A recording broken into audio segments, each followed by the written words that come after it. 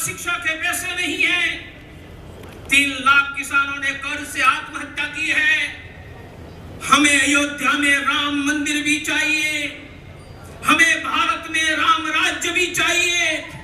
राम राज्य का अर्थ है हर हिंदू को खाना, हर बच्चों को शिक्षा, हर परिवार को डॉक्टर, हर युवा को रोजगार और कर्ज मुक्त किसान।